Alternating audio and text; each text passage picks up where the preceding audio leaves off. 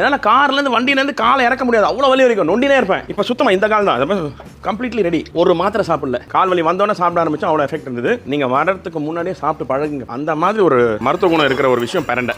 ஆக்சுவலாக பிரண்டையில் வந்துட்டு anti inflammatory and கால்சியம்ன்றது ரொம்ப அதிகமாகவே இருக்கும். ஸோ இதில் வந்து நம்ம பிரண்டை சாப்பிட்றதுனால நம்மளோட மூட்டு வலி வந்துட்டு சரியாயிருமானா கண்டிப்பாக இல்லை. ஸோ பட் சார் அவர் சொன்ன மாதிரி அவர் வெயிட்டுனால இந்த மூட்டு வலி வந்துருச்சு, ரொம்ப நேரம் உட்காந்துட்டு எந்திக்கும் போது அந்த வலி இருந்துச்சுன்னு சொல்கிறாரு. ஸோ அவருக்கு வந்துட்டு கண்டிப்பாக அவரோட காசு என்ன என்றதை வந்து அவர் மென்ஷன் பண்ணியிருக்காரு. ஸோ எல்லா மூட்டு வலியுமே வந்துட்டு நம்ம பிரண்டை சாப்பிட்டா சரியாயிருமானா கண்டிப்பாக இல்லை. ஸோ மூட்டு வலிங்கிறது எதனால் அப்படின்றத நம்ம தெரிஞ்சுக்கணும். மூட்டு தேய்மானம்னாலயா, மூட்டில் இருக்கிற ஜவ்வு ஏதாச்சும் அடிபட்டிருக்கு, கிழிஞ்சிருக்கு அதனாலயா, இல்ல வாதம், முடக்குவாதம் சொல்லுவோம். ஸோ இதனால அந்த மூட்டு வலி வருதா அப்படின்றத தெரிஞ்சுட்டு நம்ம அதுக்கப்புறமா நம்ம ட்ரீட்மெண்ட் எடுத்துக்கணும். ஸோ பட் சார் சொல்லிட்டாருன்னு நம்ம வெறும் பிரண்டை மட்டுமே எடுத்துட்டு வலி சரியாயிருன்னு சொல்லிட்டு இருக்கிற பிரச்சனையை மோசமாக்கிறாதீங்க.